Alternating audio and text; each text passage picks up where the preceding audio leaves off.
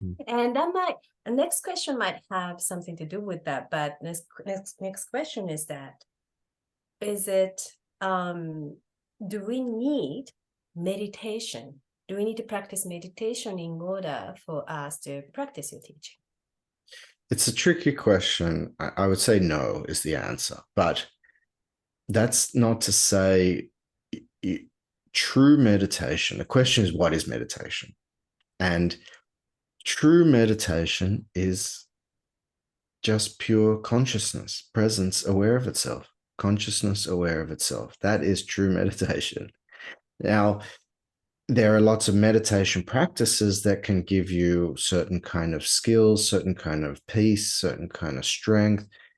It can give you silence. It can help you with mindfulness, where you can observe your thoughts and watch them come and go.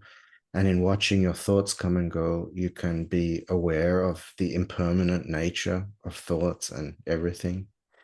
And from that, you can say, wow, my identity, my ego is also just a thought that is impermanent, coming and going. And that can facilitate a certain kind of awakening.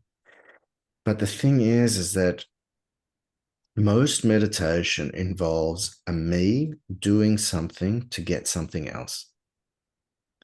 And the problem with that is that's the opposite of what we're talking about. This teaching is to find out who is the me, who am I? And in finding out who am I, you can sit quietly and meditate on it, or you can go for a walk. You can be, there's no rules about how to do it, because it's about realization.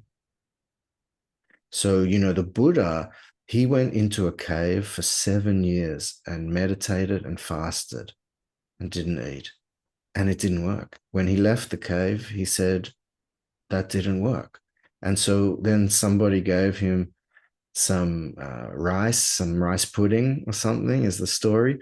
And then he went and sat down under the Bodhi tree, and he said, I'm not leaving until I wake up, until I solve this mystery, until I finish this suffering.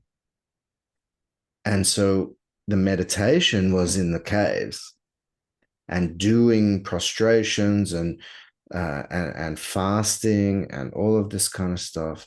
It was me trying to do something to get liberation, to get freedom, to get truth. But the problem is freedom is already here. Liberation is already here. The truth is already here. So then you can't do anything to get it.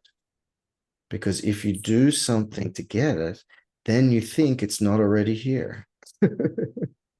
Oh, so this person who asked this question might have to ask her or himself that what's a meditation that he or she is thinking about. Yes, and to really, you can let the meditation be a meditation on who am I? But where it's not like just repeating the question, who am I, who am I, who am I? It's really being curious about what is the truth. You might have these thoughts. I am a man called Jared and I live in Australia, and I told you my story already. And I can tell that story easily because I'm not identified with it. So if you believe I am Jared, I'm living in Australia, I'm a man, and you believe that is who I am, then you're asleep. I'm just curious, maybe it's not this question. What do you mean by you can tell your story easily because you're not identified with it? Because I don't take... Like if you're... I'm sorry, say again. It's just a story. It's like that 2-minute version of the story of my life doesn't even come close to describing the true nature of my life, let alone the truth of who I am. So it's a story. It's like a book. If I have a book about Yuka, is that you? Can I go for coffee with that book? Can I, it's like, no, but even if it's an amazing biography of you, it's still not you. It's a story about you. And I would prefer to meet you in person than to read the book. And then when meeting you, it's a mystery. Again, if I try to then write who is Yuka, I'm missing Yuka. I'm missing the point. So the story, no story is true. No story is real. They're just stories. Interesting.